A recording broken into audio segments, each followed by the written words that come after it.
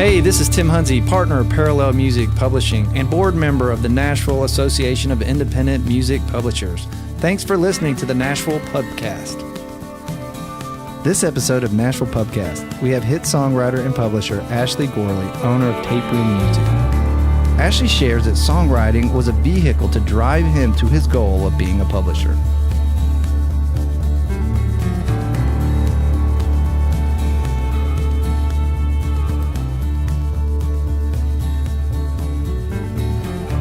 I guess I moved here in 95, which is a long time ago. So long enough for this to be home for me, you know, from Central Kentucky, Danville, Kentucky, and went to Belmont University, interned everywhere, and through a series of figuring out what I wasn't good enough at, then, you know, I was like maybe going to be an engineer, did horribly in that, but still learned enough for it to help me, and then was going to do production, just a little too ADD to focus in and fine-tune things enough. So all that stuff drove me nuts. So I just knew I loved songs, and I knew I wasn't an artist and didn't want to be. So songwriting and publishing kind of had an equal love for both those. I started out DJing and making tracks back home through middle and high school, and just loved all kinds of music.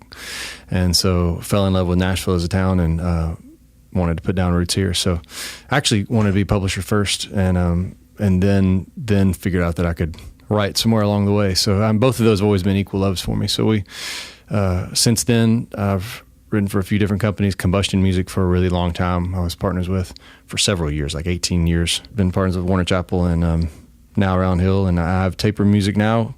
Blaine Rhodes running the show for me, so it's been a nice, fortunate time. One of the questions I love to ask you guys is there had to be some sort of inspiration that makes you decide, because it is a time consuming and challenge to start taking on other writers. And I don't think every hit songwriter has the mental, probably not even the right word, mental capabilities, but it's a different the game. Passion. Yeah, it's not an extra, it's not a tack on at the end. You know what I mean? It's not like a backsplash on the counters when you're building the house. It's not like you can just, I'm just going to sign writers now. I think a lot of people come to me like that and say, hey, I want to start signing some writers and make some extra money. I'm like, dude, that's a horrible idea. Like, go do something else, you know, because mine is just birthed out of a passion. I've always wanted to do that, you know, and I wanted to be a publisher as long as I've known what publishing is, you know, when I was in college and figured out what that was, and worked at Hamstein and Music Mill and all those places, and was like, man, I want to do this. I want to help songs find a home. So I've always had like an A&R / publishing / creative production. All that stuff's always been lumped together for me. So it wasn't like a question of hey, do I want to sign right? Like, that was always something I wanted to do, was publish. I just wanted to get deep enough in the songwriting world where that mattered, you know, because no reason to sign writers unless you can offer something to them. So that's been a passion of mine since I moved here. So I'm fortunate to be able to do that now. What period of time did you start bringing on writers underneath you?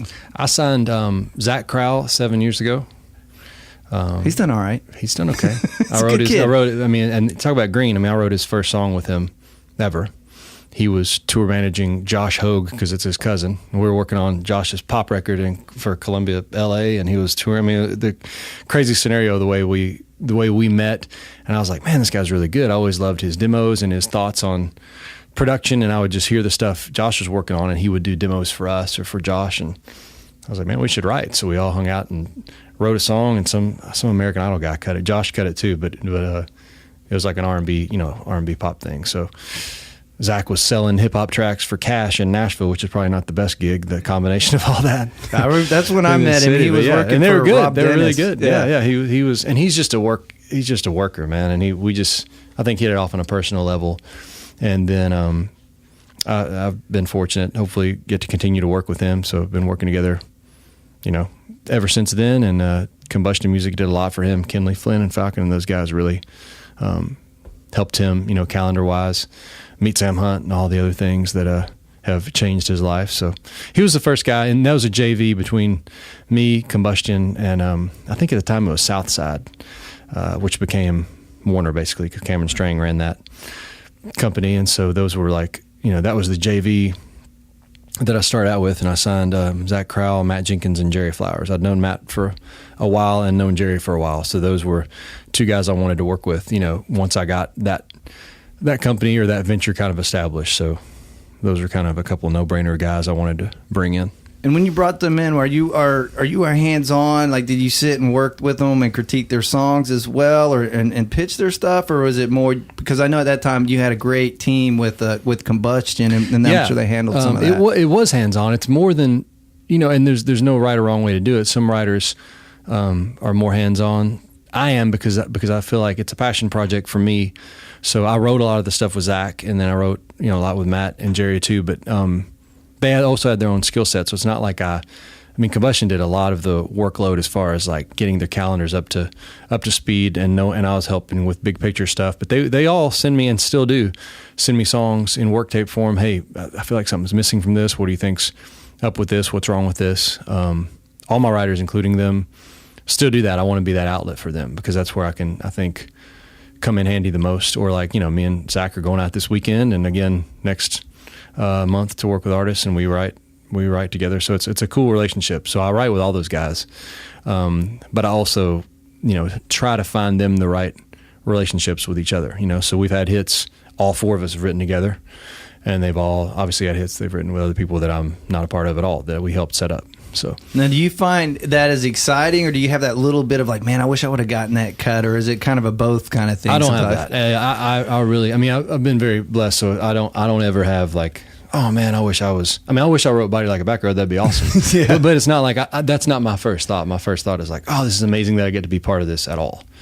So when he plays me stuff, if him and Sam are working on something, or him and Carrie Underwood and Josh Osborne write a song, my initial thought is not like, I wish I'd have done that right instead. It's like, hey, that's not my role. Like I said, this is something where I want to see these guys grow and write songs that I can't write, that I'm not capable of writing, or make choices I wouldn't make in a room. That's why I have them, That's so fantastic. It's not like I want to jump on things or change them or anything like that. I really, really get excited when I hear something like, wow, how did you guys come up with this? This is great. And trying to see that song through. And I did a lot of that with Combustion. That was really, really fun doing that. It's fun to have a team, because then it was just me. Tape Room was just in my brain and on my phone.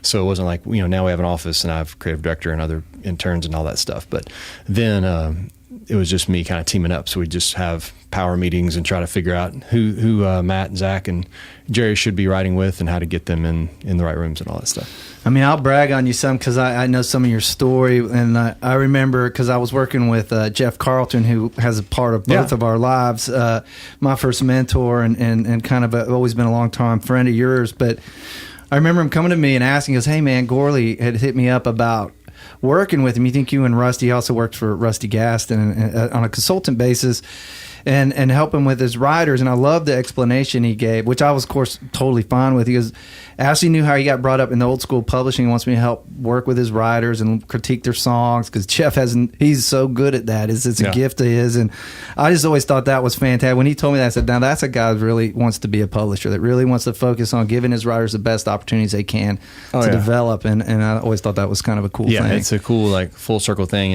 And Jeff, like, when I was interning at AMC and then working there, that was my first paid gig out of school till I got a writing deal. But he helped my wife and I figure out where to move, what part of town would be good, cheap but still close enough to town, and all that stuff. So a lot of those kind of life decisions. So it's good. I can call him, talk to him about deals I'm trying to do, and get that that really seasoned opinion. You know what I mean? So he's just a friend. It's good to have people that you like. I've never had to work with people I don't like, so I don't know what that's like. It's just because you guys are from Kentucky, man. Yeah, how this goes. There's a bond there. Yeah, there's a bond there. But yeah, I love him.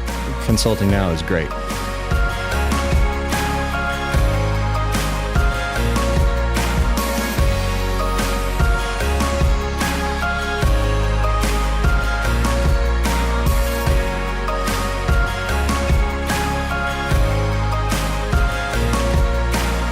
As an outsider, I could say you're doing good. I know you're some of your young guys, like Hunter Phelps, has been getting some great cuts. I've been hearing his songs coming in, and then of course Brad, who I had the opportunity to sign and probably should have, because I heard Up Down and knew that song would probably be a hit. I heard that song, and it was we signed it that week. Yeah, and that was part of his schedule. Yeah, and that was the ultimate publisher writer test. Everybody's giving me a hard time because I had a song out on Blake Shelton called "I Lived It," which got to number 2. And got beat on all charts by Up Down by like one play, literally one play on the Media Base chart, and it was like, wow, So was like, all right, am I mad about this? And I was like, no, I mean, that's his first number one. I was thrilled for that, but that was a funny little predicament there, because I was like, all right, I'm watching charts for you, I'm rooting for that, and then I'm like, hey, maybe we could split, or maybe we could, let's take turns here, but it didn't happen. So we settled for that one, going to 2. But yeah, that song is so huge, and to see, that's a great one to see somebody like Brad, who's such a great hang. Everybody, all I get is great reports back on him as far as like how he was in the room, bringing ideas, bringing his A game. Of course, he's got it in his heritage with Rodney and all that stuff. So, I mean, he knows how hard it is to make it happen. So to see that song hit, and especially like on a new artist too, like Morgan, the combination of all that was really cool. So that happened. Oh, even the story, because we got to share it, is that Seth happened to be down at Key West and heard it played at a writer's round and fell in love with it. And that's, again, the miracle of Nashville. You can pitch a song a million times. You never know the moment somebody's going to hear it at the right time. Yep. And so, yeah, you nailed it, though. The first time I met Brad, I remember telling Jeff, I said, I don't know if I'm going to sign him or not, but I know I'm going to be friends with that guy. Right, and he writes with a lot of our guys. It's so important, yeah. Such a good hang. So I love that guy. Now, I know Hunter has an artist side to him. Are you looking to get into the artist development side as well? Absolutely, yeah. We're already there. I mean, Hunter, there's a meeting happening right now, as far as more development stuff. We've narrowed it down. We've recorded songs. He's already streamed, several million on Spotify and all that of the last couple things we tried, but then we took a little break to gather up and get the best stuff. So there's 4 songs. That are getting recorded now, or some of them are already done. So he'll have a launch coming up soon. That's good to know. We'll kind of do all that in-house and then see what happens. You know what I mean? That way we can do a lot of the creative process ourselves. We really trust that we know the songs and the sound and all that. So he's great. I mean, and he's getting lots of outside cuts. He had the last 2 Florida Georgia Line songs that came out on iTunes. And, he's gotten there. It's taken 2 or 3 years to make it happen, but now he knows, he knows the difference in the good stuff and the great stuff. So he's a pleasure to work with for sure. Yeah, he's a good one. He's got that nice crew that he's running with. I love that. Yeah, the whole crew. You got to find. I tell any of my young guys, 2 of the most important things is be like a sponge and absorb everything. Be a good hang. I guess it's 3 things, and then network. Find your crew. You're always going to find, because you're writing with some of the same people you've written with for years. It's so important. We put that. That's one of our goals when we sign those guys. That's one of our first things. Like, hey, we gotta get them in a crew that they're comfortable with, and that they feel like they can succeed, that challenge each other, not just to run around, go to bars with, but to actually that they'll be like, hey, I got an idea, come over at midnight and let's put it down. So it's been fun to see. Matt and Zach have had a lot of success together, which we obviously paired them up. And like I said, the 3 of them have been on a song together. The first 3 guys I signed, that was a number 1 for Billy Currington. So that kind of stuff is always fun. Like, wow, okay, we helped cultivate these relationships, and now they take them and run with them. So that's happened. All our guys have those little crews that they're in that really make everything better.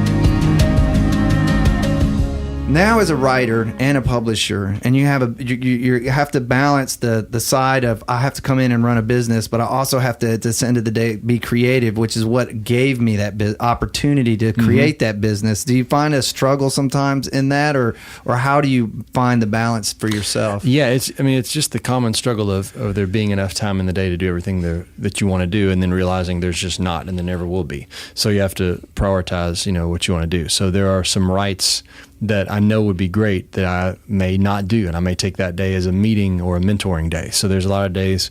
We have offices at our where we live, like on our property. We have a studio and a couple offices where we can work from there sometimes, get away from everything, and I may have everybody come in for an hour and a half, artists we're meeting with or all of our writers, and sit and play songs. And that's a day that, somewhere in my mind, in another time, I would be like, oh, I should be in there writing. I should be writing instead of doing this. But right now, I feel like that's what I should be doing. So it's a good it's a good balance for me. It's not a balance per se. It's just making it all happen. You know what I mean? So there are some times where I won't do it right because I do have a meeting if it's at a label or with a potential artist or somebody we're going to sign. So and that's why I've always said, like, you got to really have a passion for that. If you're just 100% a writer and you're just trying to do this on the side, especially if you're just doing it for like extra income, I don't think that will ever work. If it's something you have a burning desire for, you know, I'm still pretty confident that me just writing 24/7 is the best way. If it's just money based, you know what I mean, right. then it's not doing the publishing. That's something that I want to do. So it's got to be, you know, it's got to be something that you have a passion for, like I said, and that you have a knack and have a skill set for. So the balance is just sacrificing a little bit of that, you know, a little bit of those songs, and then when you have the time in the writing room, making it work, doing some pregame, coming up with some ideas at night, you know what I mean, and making sure you're spending your time where you want to spend it. Well, you know, your reputation on Music Row is the machine, because everybody says how you never stop, and like you're always going. You write multiple times, and the jokes are endless. Of, well, we got to do this thing and break, but you're like, no, we can write before that, and let's just go ahead and start writing. And so the question would be, do you ever sleep? Do you ever really get any sleep, especially with the family? I don't like sleeping. Sleeping, it's not like my wife and daughter's like, they curl up in the bed like it's such a cool, I hate it. You know, I wish we didn't have to go to sleep ever.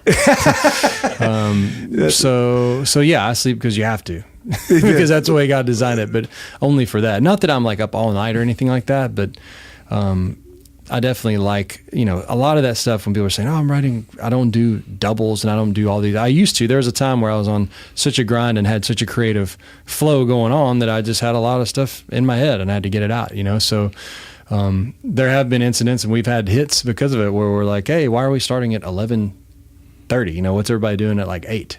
You know, and you're really more creative then. So a lot of people would be like, oh, well, let's just do that. You know, so there have been a few magical days where we've written a hit, you know, because we wrote from 8 to 11 before the 11 o'clock started. You know, at the same time, I've always, you know, coached my kids and things like that. So a lot of days, you know, all that quick, me being a machine, any of that stuff just comes from the fact that a lot of days I got to be home like 2:30 or 3, you know, so I will definitely not take lunch. You know, everybody's bringing lunches. That's how it's going to probably be. Does that text go out in the morning? No, everybody I work with really does that now. I think it's changed from back when I used to just, you know, work here and lunches were a 2-hour thing and everybody go home at 6. Now it's like, well, instead of that 2 hours, let's go home at 3:30, avoid the newfound traffic we have here. Yeah. And also, you know, when you got people with a family, you know, if you got somebody with a family, kids that are in school and or that have games, and you said you want to start at 8:30 or 9, they're like, yeah, you know, you can get out of there at 3:30. I'm more creative then, probably. You know, you miss the 2 o'clock or 3 o'clock, you know. At 3 o'clock, I hate everything I've done the whole day. So if I can get the song done before that, it's good. So yeah, that's my slide down of energy for sure. Yeah. I kind of get a boost back after about 6 or 7 when everybody's settled in at home, and then I get back on my emails. Yeah. But yeah, I'm not there's some writers, and they're brilliant. I wish I was one, but where they can relax and take in the lyric and really live with it and let it marinate, and then kind of like it's a poem. And I am not that way. So I like feel rushes of energy and just yell out everything I can think of, whether it sucks or not, you know, melodically and lyrically, and try to record it while it's coming out. And then, you know, it's just it's more of an aggressive process, you know, so it works for some. It's fun though. We always have a great time. I wrote today with Hillary Lindsay and Luke Laird, so I didn't have to do too much because they're amazing, but you know, we were just laughing, and there's times I was laughing. I mean, like we had to leave the room to catch my breath. So it can be really fun when you have chemistry with people. But it usually comes in spurts for me. It's not like there's no silence in the room. I don't deal well with that. I want somebody to be saying something. Yeah, you and I, it's the same. That's the kind of mine. And also for me, and I kind of gather from your rhythm, is the busier I am, the more effective I tend to be. I don't do well with downtime, and it's just a natural thing. I don't think everybody can operate like me, but my wife, I pace. I just need something to do. It keeps me happy. We've discussed in my house, I was like, I wish this was like I was a anesthesiologist or something, where you're on fireman, whatever it is, where you go in for 3 days and then you leave. Like I would much rather, you know, if I didn't have kids and there weren't certain schedules, then I would rather go in Monday at 9, come back, you know, Wednesday at midnight, and never come out. You know what I mean? Just binge and then take a trip somewhere. You know, like it would be better that way, and no calls or emails or anything in that time. Like, if in a perfect world, that would be great, but you can't do that. Well, I know that's got to also be inspiring for your young writers. Again, I mean, in all humble humility, your reputation for that is what I use that as an example, and you and your crew really. Like Fraser's the same. Like, yeah, he's great at it. When these kids go, I want to be like him. I said, well, you know how you got that? It's not. I actually tell them, I said, it's not by leaving at 3:00, even though you just said that. So now you got. But I like. No, that's new. Now those guys don't have kids. They don't have somebody playing ball at 4. They better stay there. There you go. That's what I mean. They know that. It's like, hey, why would nobody should leave before me? What are y'all doing? Well, I even used to, my old friend Bobby Penson. I said, man, he would actually. They used to start at like 9. He would be there at 9, mostly because he probably spent the night there. But he'd start at 9, and then they would take a lunch, and they'd come back, write more, and then go have dinner, and probably come back after some drinks and keep writing. It's just it's a beast. Man, I've got Will Weatherly writes for Tape Room. He's amazing. We didn't mention him. He's another one. Yeah, he's doing great right now. I want to make sure I mention everybody too. But he's doing so good with Kane Brown and FGL, and he's had all these great cuts. He's finally got a hit that's out right now, Kane Brown's song "Lose It." But I mean, he was writing till 5 a.m. the other day, coming back from the Kane trip, and they ended up recording the song at like 9 or 10 or whenever they started. He's been working with my young artist Alex Hall, and we're getting ready to put their song out. They know what's up. So he's a great. Like if I came to a basketball camp thing. My kids were playing at Belmont. It was like 8:00, and there's an hour gap before they had another game. And I was like, hey, I already knew he was going to say I'm at the studio. I was like, hey, where you at? I got an hour. And he was like, oh, in the studio, man. So I came over there, checked out whatever he was working on. So those guys know. I mean, they know we talk all the time, all of us. So they know what it takes, that it's no accident. And I don't have nobody that's lazy at all, because they know, there's such a personal interaction with all of us that when they have questions, they ask them, and they see us. They'll hear me in the other room, fighting over chorus melody for 3 hours. And so they know what it takes to get there. Thanks for listening to the Nashville AIMP Pubcast. For more information, check out AIMP.org or follow us at Nashville AIMP on Instagram. The Nashville AIMP would like to give a shout out to our sponsors, Jamber and Sound Exchange. Jamber wants to know if you're looking for an easier way to capture song splits at the point of creation and organizing your catalog. Jamber is our podcast sponsor, and they are offering listeners a first look at their songwriter and publisher apps that allows songwriters to collaborate when inspiration strikes. Go to jamber.com/AIMP to sign up today. Sound Exchange develops business solutions for the entire music industry.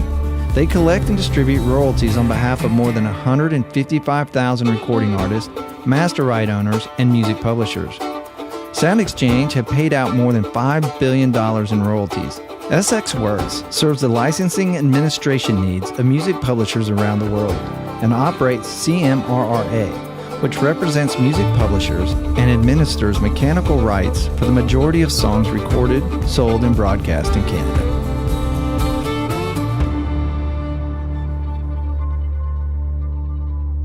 We appreciate you listening to the Nashville Pubcast. Stay tuned for an all-new episode next week.